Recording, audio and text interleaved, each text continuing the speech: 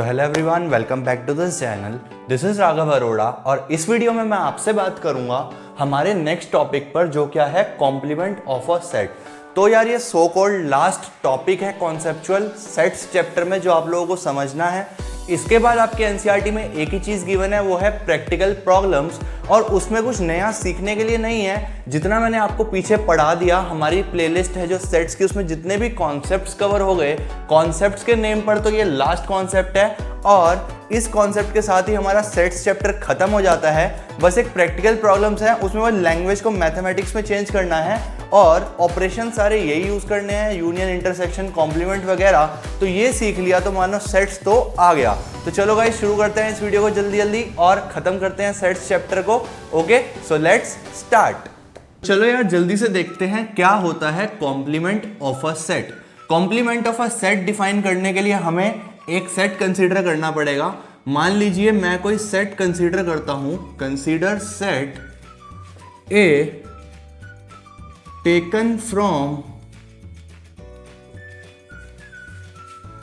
Universal set you. आप लोगों को पता ही है गाइस यूनिवर्सल सेट क्या होता है, और जिन बच्चों को नहीं पता हो तो यार वो मेरे चैनल पर जाना, उसके बाद मेरी प्लेलिस्ट ओपन करना। सेट्स की आपको एक प्लेलिस्ट मिलेगी, उसमें जो सेकंड या थर्ड वीडियो है वो मैंने बनाया है types of sets in one shot, जिसमें मैंने डिस्कस करे हैं जितने भी तरह के सेट होते हैं एक सिंगल वीडियो में। आप लोग उस वीडियो को देख लेना, आपको पता लग जाएगा यूनिवर्सल सेट क्या होता है। और भी कोई कॉन्सेप्ट आपका अगर मिसिंग हो तो आप लोग उस प्लेलिस्ट को रेफर कर लेना, ठीक है गाइज। उस प्लेलिस्ट का लिंक मैं डिस्क्रिप्शन में भी डाल रहा हूं, ठीक है, आप वहां से भी जा सकते हैं और पूरा सेट्स चैप्टर आसानी से पढ़ सकते हैं। तो हमने कंसीडर करा सेट ए, जिसका यूनिवर्सल सेट क्या है, यू। यूनिवर्सल सेट चूज करने का क्या तरीका होता है यार, जो भी सेट हमारे कंसीडरेशन में है उसके संदर्भ में जो सबसे बड़ा सेट आप कंसीडर कर सकते हो वो क्या होता है, यूनिवर्सल सेट। मान लीजिए हम इंटीजर्स या नंबर्स में बात कर रहे हैं, तो मैं क्या एडवाइस करूंगा, यूनिवर्सल सेट क्या होना चाहिए, real numbers, because real numbers में वो सारे नंबर्स आने वाले हैं, ठीक है। सिमिलरली अगर मैं बात कर रहा हूँ students of class 10th, students of science, student of commerce, तो जो यूनिवर्सल सेट होने वाला है वो मैं क्या कंसीडर करूंगा, students of a particular school. तो इस तरह से यूनिवर्सल सेट कंसीडर करा जाता है कि जितने भी हमारे कंसीडरेशन में सेट हैं वो सारे उस यूनिवर्सल सेट का पार्ट हों, और सही में हमें ऐसा लगे कि जैसे वो एक यूनिवर्स है सेट्स का, ठीक है। तो ए सेट कंसीडर करा, और यूनिवर्सल सेट यू से तो जो डिफाइंड होता है ए डैश। कॉम्प्लीमेंट को कैसे दिखाते हैं guys, complement of a set को कैसे दिखाते हैं, ए डैश से। ए डैश का क्या मतलब हो गया, वो सारी वैल्यूज एक्स की सच दैट एक्स जो है ए को बिलोंग ना करे और एक्स जो है यूनिवर्सल सेट को बिलोंग करें। यानी कि अब समझो कि क्या मतलब हुआ कॉम्प्लीमेंट ऑफ अ सेट का।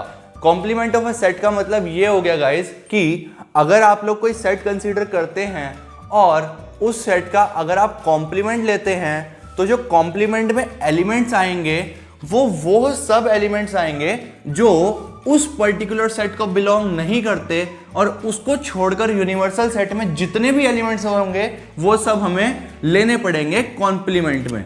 फॉर एग्जाम्पल अगर आप कोई ए सेट कंसीडर करो 1 2 3, ठीक है, और कोई यूनिवर्सल सेट हो आपका 1 2 3 4 5 6 7 8 -1 -2, तो जो आपका ए डैश होने वाला है वो होने वाला है ए के एलिमेंट्स को छोड़कर यूनिवर्सल सेट में जितने भी एलिमेंट्स हैं वो सब लिख डालो। 1 2 3 को छोड़कर जो कुछ भी है यूनिवर्सल सेट में वो आपका क्या होने वाला है, complement of a particular set. तो इस केस में 1 2 3 को छोड़कर यूनिवर्सल सेट के जितने भी एलिमेंट्स हैं 4 5 6 7 8 4 5 6 7 8 -1 एंड -2, तो जितने भी एलिमेंट्स बचे हैं ए को छोड़कर, अगर मैं वो सब एक सेट को लिख दूं एक सेट में बनाकर, तो उस सेट को क्या कहते हैं,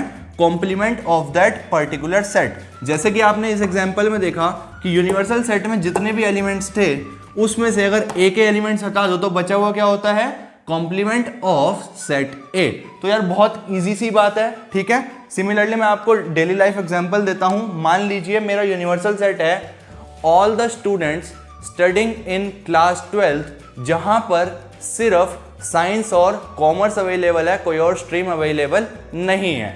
ठीक है, फॉर एग्जाम्पल। ठीक है, तो मैंने यूनिवर्सल सेट ले लिया all the students studying in class 12th, और मैं कोई सेट ए कंसीडर करता हूं कि set A is the set of students opting science. अगर मैं ये सेट कंसीडर करता हूं कि जो ए सेट है वो है set of students opting science, और जो यूनिवर्सल सेट है वो all the students of class 12th है, जहां पर दो ही स्ट्रीम्स अवेलेबल हैं, साइंस एंड कॉमर्स। तो जो आपका ए का कॉम्प्लीमेंट आने वाला है वो आने वाला है वो सारे स्टूडेंट्स का सेट जिन्होंने साइंस ऑप्ट नहीं की, यानी कि बचे हुए जितने भी आपकी स्ट्रीम्स हैं, जो इस केस में कॉमर्स है सिर्फ, तो जो ए डैश आ जाएगा या फिर कॉम्प्लीमेंट ऑफ ए आ जाएगा वो आएगा नंबर ऑफ स्टूडेंट्स नहीं, set of all those students who are opting commerce. तो बेसिकली कुछ नहीं करना होता, जिस भी सेट का कॉम्प्लीमेंट ले रहे हैं उस सेट के सारे एलिमेंट्स को छोड़ दो और बचे हुए जो यूनिवर्सल सेट के एलिमेंट्स हैं वो लिख डालो। सो गाइज, आई होप आप लोगों को ये बात क्लियर हुई है। आप अपनी लैंग्वेज में जिस तरह इस चीज को लिखना चाहें, हिंदी में मेंशन करना चाहें करें। 1 मिनट के लिए वीडियो को पॉज करें और ये सब कंटेंट नोट करें, फिर बढ़ते हैं आगे। सो गाइज, आई होप आप लोगों ने नोट कर लिया होगा और आप लोगों को समझ भी आया होगा क्या होता है कॉम्प्लीमेंट ऑफ अ सेट। अब देखते हैं इसका वेन डायग्राम।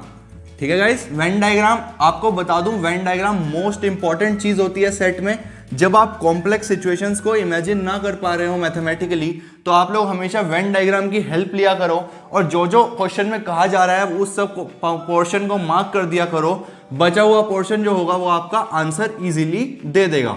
फॉर एग्जाम्पल, मान लीजिए कोई ए सेट है, बिकॉज कॉम्प्लीमेंट में तो एक ही सेट कंसीडर करना होता है। अरे वाह यार, इस बार तो बहुत गोल बन गया, इतना गोल तो बना भी नहीं पाता हूँ मैं बोर्ड पर। ये आपका यूनिवर्सल सेट हो गया, रेक्टेंगल के अंदर का सारा पार्ट यूनिवर्सल सेट। मैं निकालने जा रहा हूँ ए डैश।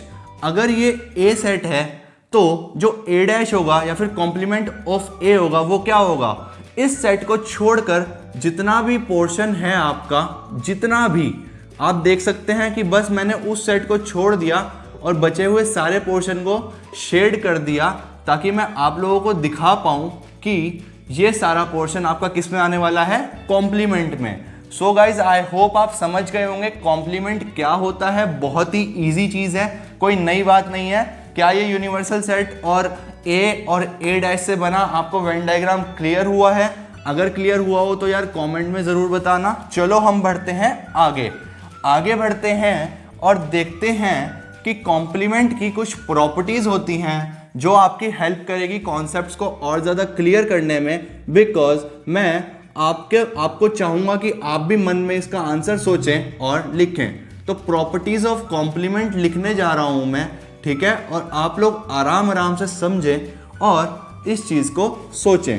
पहली प्रॉपर्टी क्या है? पहली प्रॉपर्टी है कि वही दो सेट कंसीडर कर रहे हैं, ए और यूनिवर्सल सेट। अगर मैं कहूँ कि मैं ए सेट लूँ और उसका यूनियन तो आप सभी को पता ही होगा गाइज। अगर यूनियन और इंटरसेक्शन के बारे में ना पता हो तो मेरी प्लेलिस्ट देख लेना, डिस्क्रिप्शन में ऑलरेडी अवेलेबल है, मैं मेंशन कर चुका हूँ। उसमें मैंने आप पढ़ा रखा है यूनियन और इंटरसेक्शन क्या होता है। तो अगर मैं ए का यूनियन ए डैश के साथ ले लूँ तो आंसर क्या आना चाहिए? खुद सोचो और बताओ। देखो, ए सेट यानी कि ए सेट के सारे एलिमेंट्स आ गए, उसका यूनियन लेने जा रहे हैं ए डैश के साथ। ए डैश का क्या मतलब हो गया? वो सारे एलिमेंट्स जो ए में नहीं है उसको छोड़कर जो कुछ भी है यूनिवर्सल सेट में वो हमें लिखना है। यूनियन का क्या मतलब होता है? यूनियन का मतलब होता है वो सारे एलिमेंट्स हमें लिखने हैं जो पहले सेट में भी हों और दूसरे सेट में भी हों, अगर कोई कॉमन हो वो भी लिखने हैं।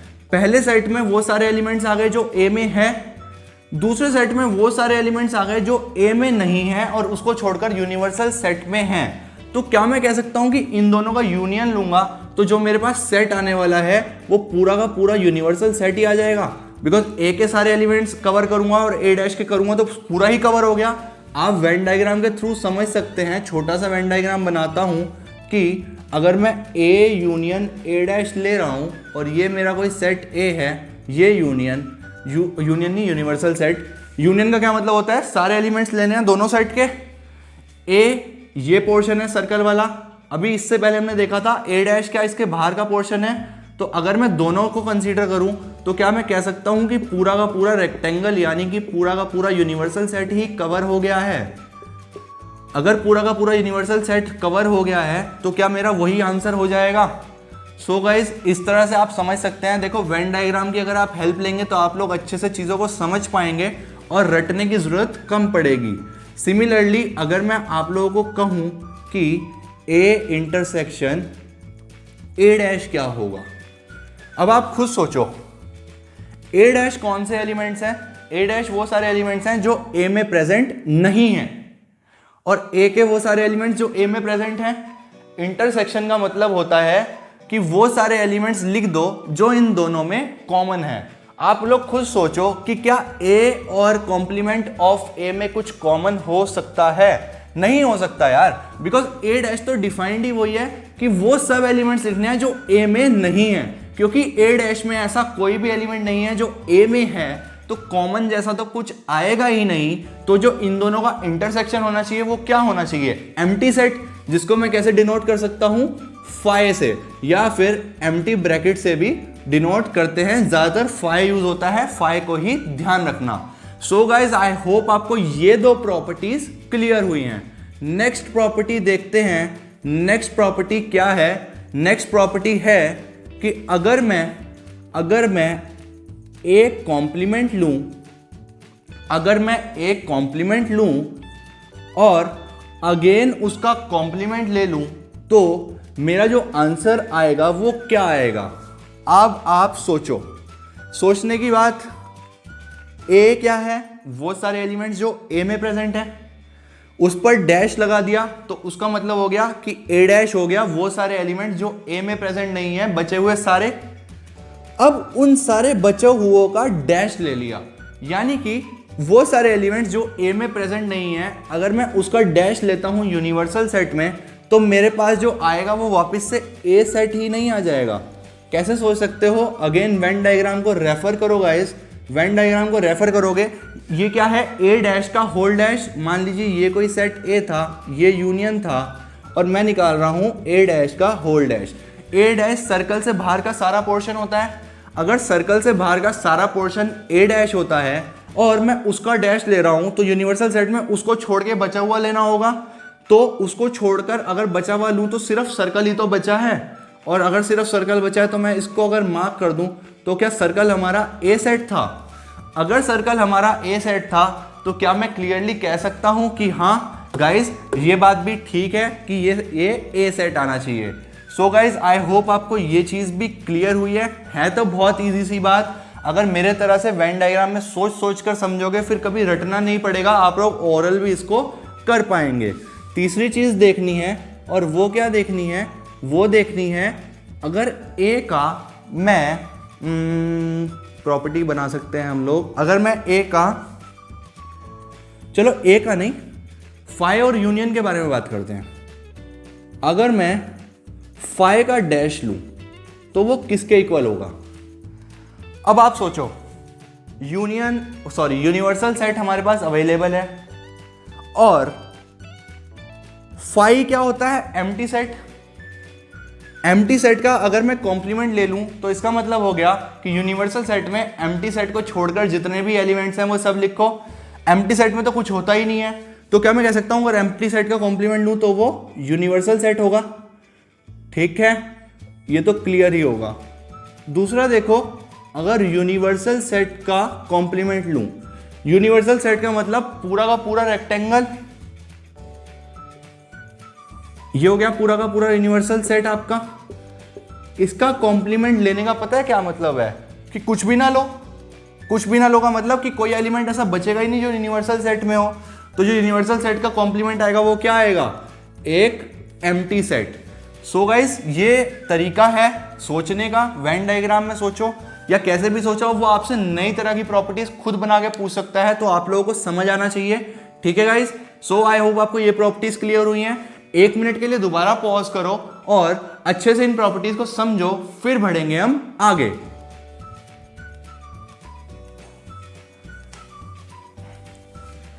सो गाइज आई होप आप लोगों ने ये सारा नोट कर लिया होगा और समझ लिया होगा।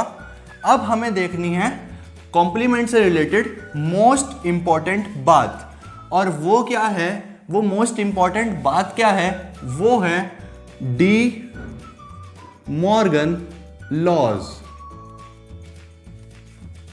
डी मॉर्गन लॉज, तो यार सेट्स चैप्टर के मोस्ट इंपॉर्टेंट लॉज माने जाते हैं, बिकॉज इन पर बेस्ड बहुत सारी प्रैक्टिकल एप्लीकेशन प्रॉब्लम्स हैं जो आप इससे नेक्स्ट एक्सरसाइज में देख सकते हैं आपके एनसीईआरटी के अकॉर्डिंग।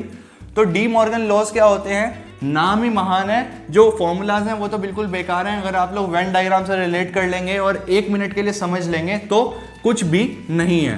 पहला क्या है, डी मॉर्गन लॉज 2 हैं हमारे पास। पहला लॉ क्या है, पहला लॉ है कि ए यूनियन बी का जो होल डैश होता है वो इक्वल होता है ए डैश इंटरसेक्शन बी डैश के। यानी कि अगर मैं यूनियन लूं पहले 2 सेट्स का और फिर उनका कॉम्प्लीमेंट लूं, वो किसके इक्वल होगा कि पहले सेट का कॉम्प्लीमेंट ले लूं, दूसरे सेट का कॉम्प्लीमेंट ले लूं और इनका इंटरसेक्शन ले लूं। सिमिलरली जो दूसरा लॉ है वो क्या है कि ए इंटरसेक्शन बी डैश क्या होता है, ए डैश यूनियन बी डैश। तो पहले तो आप लोगों को इन्हें याद करना है। याद करने का क्या तरीका, बहुत इजी सा है कि अगर किसी यूनियन या इंटरसेक्शन वाले सेट का मैं डैश ले रहा हूँ या कॉम्प्लीमेंट ले रहा हूँ तो क्या होता है, ये जो कॉम्प्लीमेंट है ये अंदर के सेट्स पर चला जाता है दोनों के, और ये कॉम्प्लीमेंट यूनियन को इंटरसेक्शन बना देता है और इंटरसेक्शन को यूनियन बना देता है। तो सबसे पहले तो आप लोगों को ये फॉर्मूलाज याद होने चाहिए। याद करने का तरीका मैंने बता दिया कि ए यूनियन बी का होल डैश हो तो होल डैश के केस में डैश अंदर जाके दोनों सेट्स पर एक तो डैश आ जाता है, यूनियन इंटरसेक्शन में चेंज हो जाता है और इंटरसेक्शन यूनियन में चेंज हो जाता है। बहुत इजी है। अब समझते हैं वेन डायग्राम की हेल्प से कि कैसे ये हो रहा है। पहले फर्स्ट पार्ट समझ रहे हैं गाइस, ए यूनियन बी का होल डैश। मान लीजिए ये कोई सेट ए, ये कोई सेट बी, ठीक है, ये आपका universal A union B. A union B का क्या मतलब हो गया, ए यूनियन बी का मतलब हो गया वो सारे एलिमेंट्स लेने हैं जो ए में भी प्रेजेंट हो और बी में भी प्रेजेंट हो। तो क्या ये सारे एलिमेंट्स आ गए, ए पूरा का पूरा मार्क कर लो, बी पूरा का पूरा मार्क कर लो, ए पूरा का पूरा मार्क कर लो, बी पूरा का पूरा मार्क कर लो, तो क्या ये पूरा मार्क हो जाएगा ए यूनियन बी दोनों सर्कल्स के बीच में जितना भी पोर्शन है। उसके बाद उसका लेना है कॉम्प्लीमेंट, यानी कि उसको छोड़कर यूनिवर्सल सेट में जो कुछ भी है वो लिखना है। तो अगर मैं उसको छोड़कर यूनिवर्सल सेट में जो कुछ भी है वो लिखूं तो क्या ये वाला पोर्शन आ जाएगा,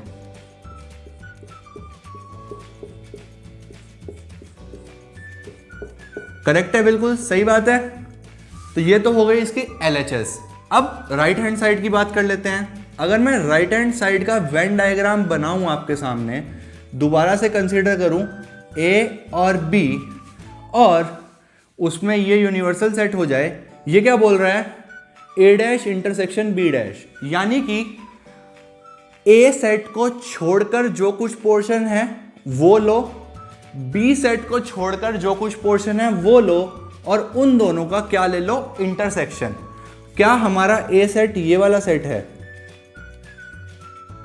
सही बात है। इसको छोड़कर जो कुछ भी पोर्शन है वो लो, तो मैं इस तरह से मार्क कर रहा हूं फिलहाल, इसको छोड़कर जो कुछ भी पोर्शन है इस तरह से, सही बात है। A को छोड़ दिया, देखो A पूरा साफ है। फिर बोलता है ये B को छोड़कर जो कुछ भी पोर्शन है वो ले लो, B को छोड़कर B सेट क्या है आपका, ये वाला पूरा सर्कल B सेट है ये, तो इसको छोड़कर जो कुछ भी है वो ले लो। अब इसको छोड़कर जो कुछ भी है अगर मैं वो ऐसे क्रॉस से मार्क कर दूं ए इस तरह से, तो क्या ये वाला पोर्शन हो जाएगा,